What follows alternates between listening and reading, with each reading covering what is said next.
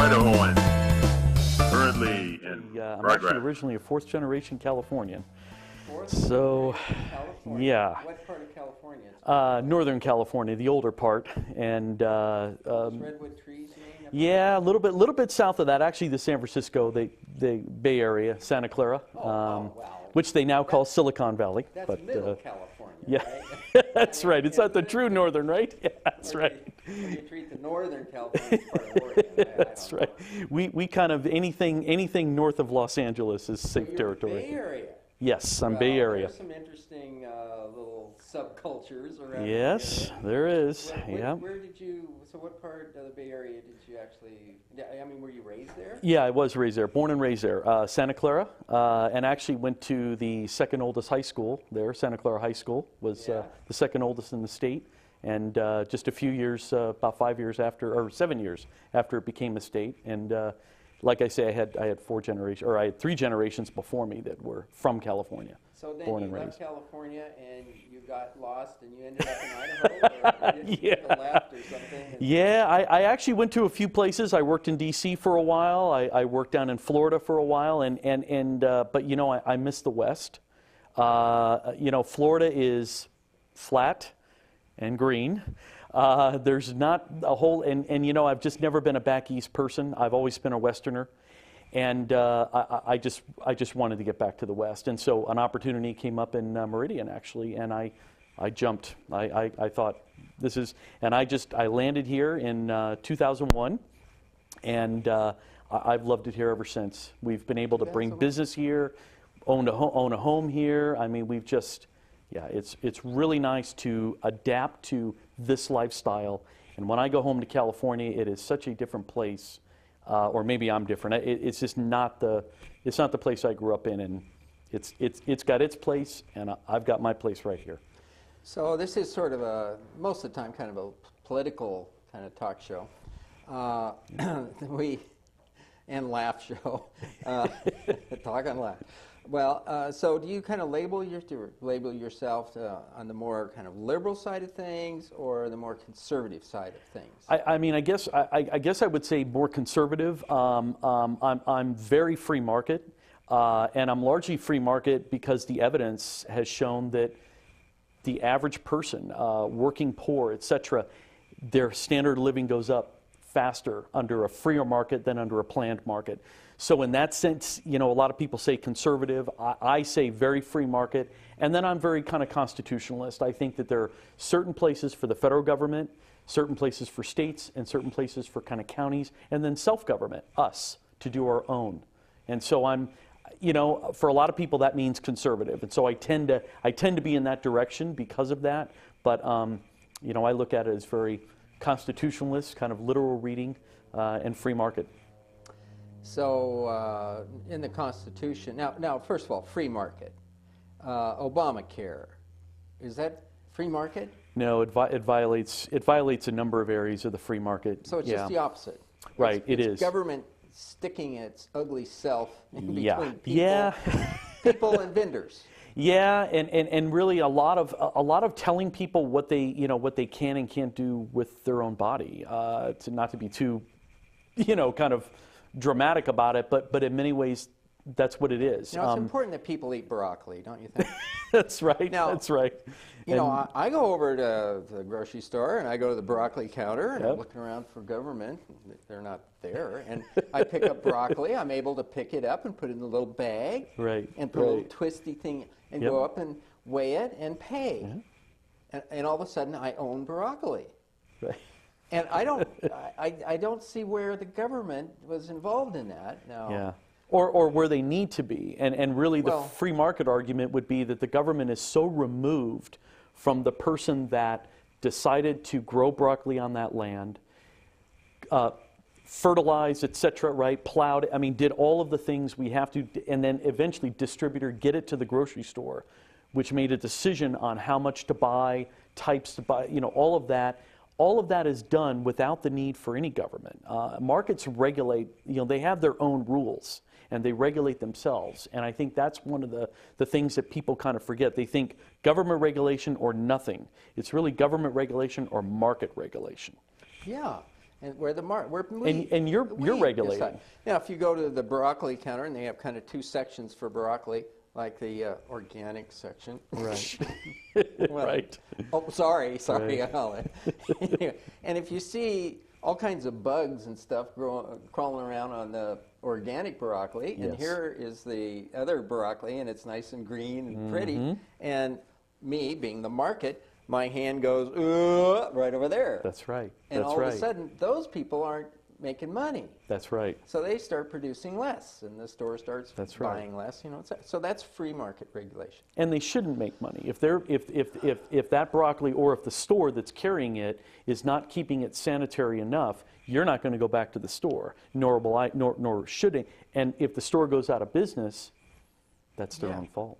So if we kind of take that analogy back to the healthcare industry, the insurance industry. Yes. The insurance industry. Yeah. So as a consumer, I decide whether or not I want insurance to begin with. Right. I can say, hey, I got a couple of $1 trillion sitting here. Right. Hey, if anything comes up that my body needs to be re-engineered or something, Right. well, I just pay some doctor to go and do it. Yeah. Right? You'll self-insure off your own money. Self-insure. Yeah. Well, all right. Now that isn't my situation, Right. and so I'm saying, I've got some savings, some rainy day money kind of thing, and so maybe I could self-insure the first $4,000 or $5,000 in any particular year. Mm-hmm.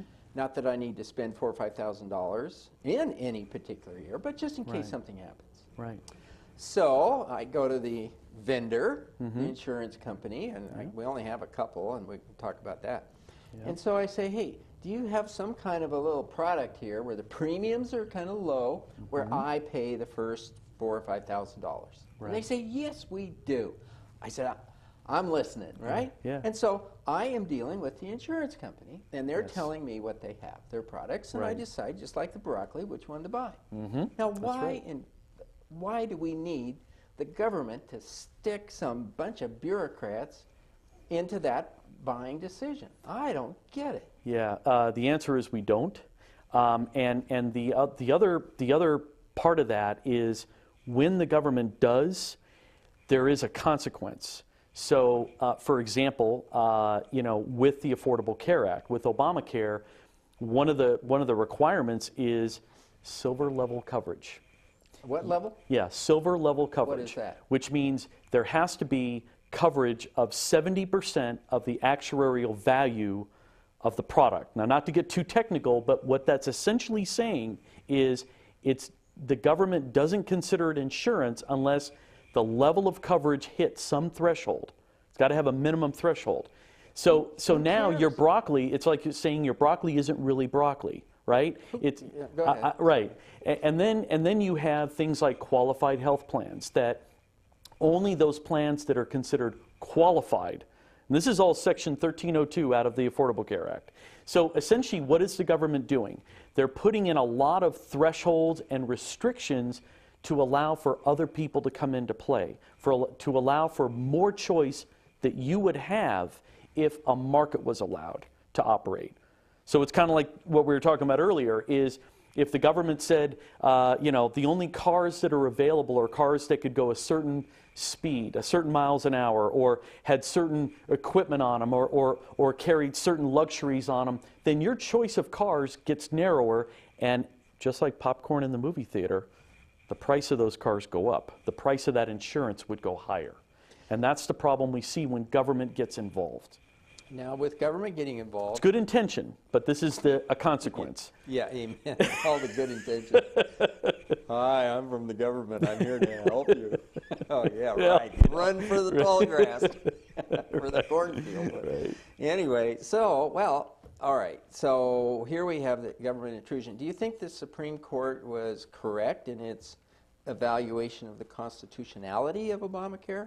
No, the only part I thought they were correct was under Obamacare, if the states did not increase Medicaid funding to the degree that the Obama administration argued it should, they could withhold past monies. They could withhold monies that they're already giving to the states. That was unconstitutional. And that was unconstitutional. In fact, the Supreme Court said that's a gun to the head. Yeah. That's not a bargain. That's that. coercive. Yeah. So they used the word coercion. The part, though, that was interesting is and it kind of goes to your broccoli analogy. If you chose not to buy broccoli, then you're taxed. Now, technically, the argument is that's a penalty. You've decided not to buy insurance, you pay a penalty. But the government kind of flipped around that argument. They were making that argument for the last 2 years. And they kind of said, actually, it's a tax if you don't do something. So essentially, if you decide not to engage in an activity, you will be taxed for not engaging. Right, yes. And the problem is, where is the limit? So, right? That gets rid of that idea of limited powers. That becomes an unlimited. So I still have my policy. Right. All right. And so, an exchange, an insurance exchange. Now, the post exchange at an Army base is a store. Right. Where you go and buy junk. Yep, right? post exchange. The post exchange. Yeah, well, so that's what I understand that the health insurance exchange required by Obamacare is. It's a place where you go shop for insurance. That's the Yeah.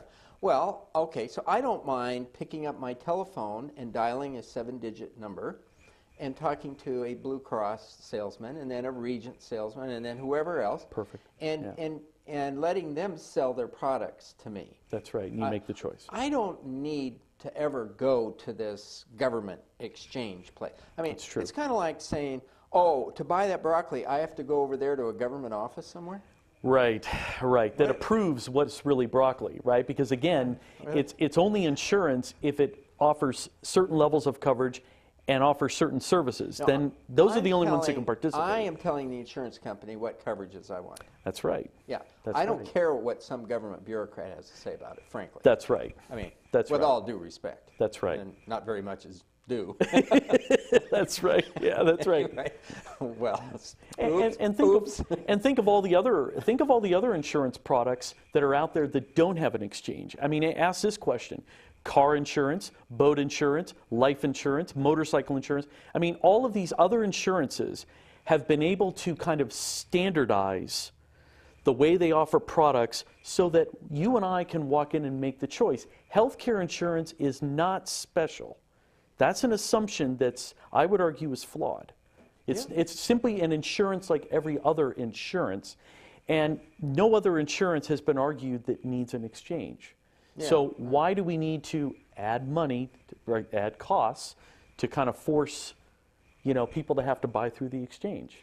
Well, how should Idahoans react to Obama getting reelected, supposedly? Well, I guess it's sort of de facto. We got him, right? And And then we had the yes, yes, yes, no, no, no business, right? The education modernization laws, as I like to call. So how should Idahoans react to this? What should we do? If we were if we were a yes, yes, yes person, how should a yes, yes, yes person out there react to no, no, no winning? Yeah, what do you think? I think part of the problem was simply communication. I think Prop 3, it was seen as new spending. Yet, we know the legislature had already committed certain monies.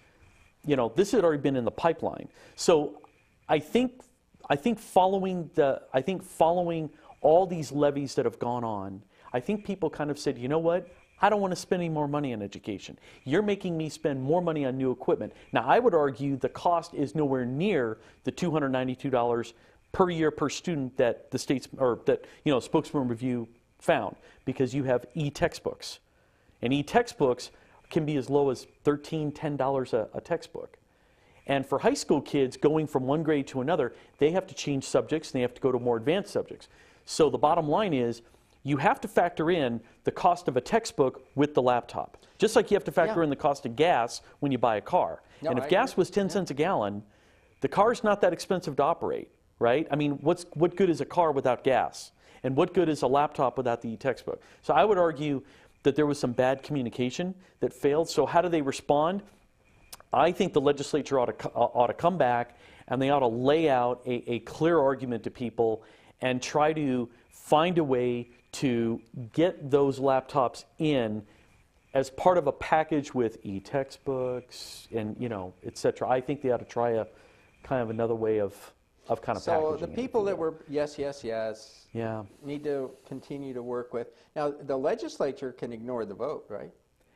If I mean they can, but I'm not Is that 100% sure what wise? Yeah, that's the real question. That's kind of a dangerous thing to do. I mean it's Okay. representative, and they are representatives, and you have a democratic check that if you're not happy with them ignoring it, you can throw them out. So it's just democracy. sure. But the trend right in this country has been we love those kind of direct Well, democratic things. since these laws have been enacted, in place, Yes. implemented for the last 2 years, Yeah. the legislature now needs to repeal them or modify them? Is that what they have to do? That would be Or my what they should argument. do? Yeah, my argument would be some kind of a modification, and maybe it's a stripped down version where they try to then, bring it up again. So we need to be, yes people that would like to modernize our Yeah. education. Yeah. So we need to start working right now with the legislature.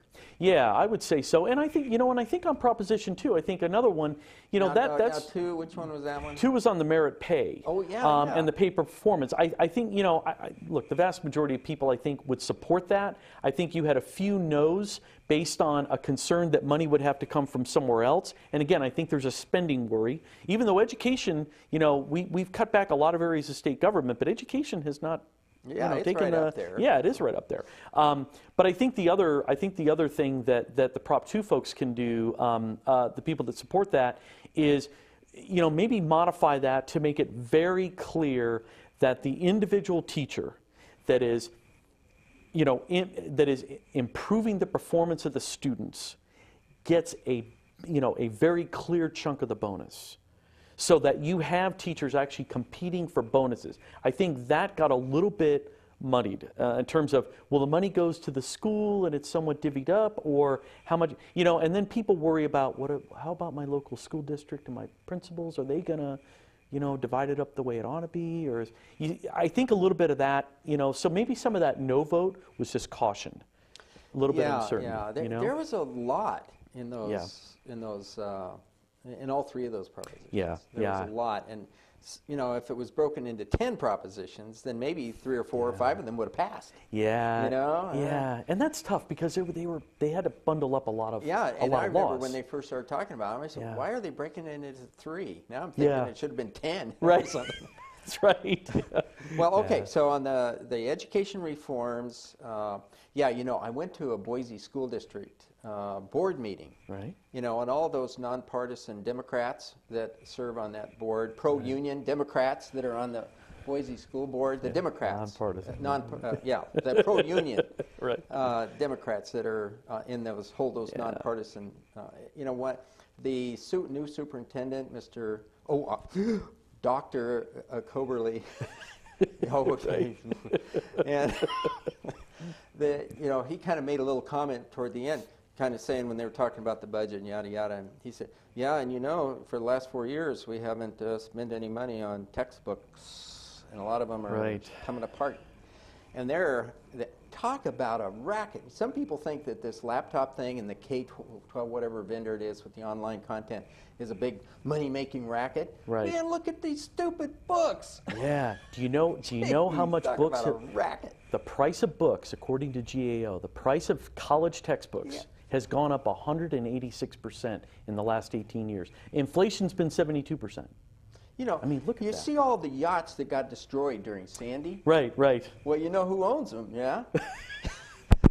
Yeah. Some of those are owned by those bloody book manufacturers. Yeah, that's and they're right. just sitting there That's before right. Sandy. Yeah, yeah, that's having right. a little, whatever, liquid refreshment, saying, "Oh boy, we got a racket going here." That's right. Yeah. I mean, if you're at BSU, right? What's your, you go into a class, you're told these will be the books you have to buy. Yeah. That's it. I mean, what a wonderful monopoly. I mean, it's Yeah. the popcorn in the movies.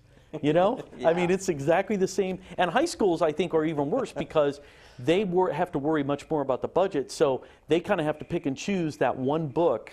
And, and CUNA, I think CUNA has been since about 2004, 2005, because I tutor out there, and every math textbook, I have to buy textbook for every student I tutor.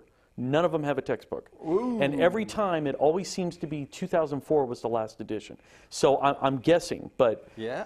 And you know, That's we just passed a levy, and I'm still not seeing money set for textbooks. Textbooks.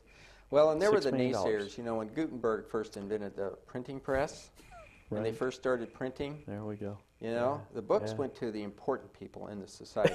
It's just like I worked for Westinghouse for many years. Yeah. And I, during the years where Westinghouse was slowly destroying itself from within, and the attitude was anything new, management first. Post-it notes.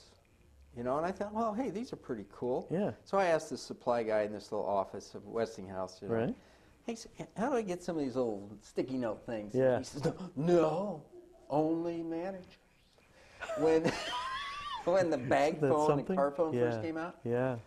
and managers. Right. Right. When IBM said, oh yeah, PC on the desktop, that's a viable thing. Yeah. And they started doing PCs Right. because they were going to get left in the dust, technology-wise. Well, Right. you're an expert in all that kind of good stuff. Anyway, well, when IBM makes something computer, then Westinghouse, being a bureaucratic, take-no-risk company, Right. said, oh, yes, okay, we will buy desktop computers for Yeah. managers only. Isn't that? And they get one at their home.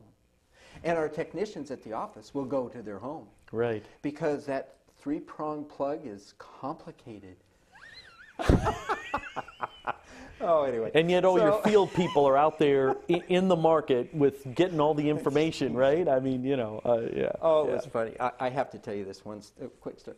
So before IBM started making these machines, right? Yeah. Other companies were making them. Yes. And there was this one computer made by a Canadian company, and it was about like this big, and it Right. came in a gym bag. And it had a 7-inch monochrome monitor, Isn't that something? you know, built right in. Yes. Floppy disk only. There was no hard Right. drive yet. Right. Right? And I had a word processor. I had a little Yeah. spreadsheet. It was Yeah. a calc thing. And so I could actually, and it had a modem. And so I could draft my letters, and I Yeah. could connect it to the secretary's Wang word processor. And I could write my own letters. Man, I was productive as could be in that office. Wow. People would walk by my cube, and Yeah. some of these managers, they'd walk by the cube, and the first time they'd look and they'd see that, they'd say, "What is that?" And I said, "It's a computer." And they said, "Where did you get that?" And I said, "The computer store." And you're networking. And they said, "What money did you use for that?" Right, right, right. And I Fill said- out the form. Westinghouse money. What budget did you charge that to? Well, no budget. What do you mean it was Westinghouse money if it was no budget? Yeah. I said, well, every month I get Westinghouse money, and I use some of it to go buy the computer. Fantastic. Idiots. Yeah. Right. Anyway, it was right. a lot of fun. You know, doing that, taking that stupid thing. Yeah. And I just take it home at night and work and take it in the office. And, Yeah. it was great. And Yeah. then IBM finally started making them. And after the managers had theirs, then Right. we Right. peons got the. Well, all right. So Obamacare's the insurance exchange. The governor's getting ready to make a big decision. Yeah. November Uh, 16th. We're going to say to the governor, I think we say no to an exchange. just forget it. Yeah, I don't see the value in an exchange. The market can provide us us a way to standardize. And again, you know, I really think there needs to be an opening up of the market where you can allow more competitors both to come in. I mean, if I buy life insurance, and I move to Colorado. I can keep the life insurance. It stays with me. If I buy health insurance and I buy Blue Cross of Idaho, the moment I land in Colorado or so many days later, right, I have to ask, where is Blue Cross of Colorado or Blue Shield of Colorado, whatever, or what are my choices in Colorado? And I really think we need to open that up and allow for more products because, again, we see over and over again, the more products that are out there, the more competition, price naturally goes down because everyone tries for more market share, and it's just been the evidence. We're almost at the end. Now, I'm going to ask you this real quick. Okay. National debt. Harry Reid says, it's time to raise it to 19 trillion, up from our current 16. What do you think? Should we raise it up? You know, we've got to curtail the spending. This is status quo. This is where we've been for a long time. Keep raising it, keep raising it, keep raising it. And I think at some point, the cost of borrowing, both that we're borrowing from ourselves and foreign borrowing, there's not a cliff. The cost is going to go up, and it's going to crowd out other things, and we're not going to be able to decide our own economic destiny. Yeah, amen. Well, very interesting. I'm not sure how much time we have left. It's almost 7 o'clock, and usually I get a signal from the people behind the glass, so to speak. And by the way, the BSU students here that run the studio for us, it's part of their education and the communication curriculum. They do just a great job. Yeah, normally somebody's out here about this time saying, cut, you know, wrap it up. But, you know, as long as we're on, we're on. Sure. Let's see. Well, you know, the first set of pilgrims, did you know this? They died. Did you know that? The first set of pilgrims that came to this continent, what they brought with them was a printing press. Okay. And what they did is they printed food stamps, HUD housing certificates, health vouchers, right. you know, etc. And then they were getting cold, and they said, "Well, hey, I want to go get my house because I got my HUD housing certificate, right? And I want to go get some cough drops, you know, because I got my federal food, cough drop you know, deal, from the, you know." And so they got up to go spend their certificates that they printed all day long. It took a long time. Yeah. And they got up, and there were no stores, no houses to take from other people. There were no stores to go buy their stuff with their phony certificates, etc. And they died. Yeah. Then the next group, they were smarter. What they did is they sent over workers that could take natural resources. They could go cut trees because there was no environmentalists. Right. And they could build houses because there was no OSHA. Right. And they could plant because there was no ag, you know, whatever, you know, telling them how to do that, etc. And so they survived. Then the leeches came over. Then with their printing, well, that's where we are right now, isn't it? I mean, darn, they just print those. And yeah, well, very interesting. So we got to wrap it up, Steve. You bet. I want to thank you very much for being on My Fellow Idahoans. Thank you, Jim. We'll have you come back. I think we can have another nice conversation. We'll appreciate it. Thank you. All right. Well, thanks for tuning in. Talk to you again. This is Jim Thomas wrapping it up for My Fellow Idahoans. Have a great day.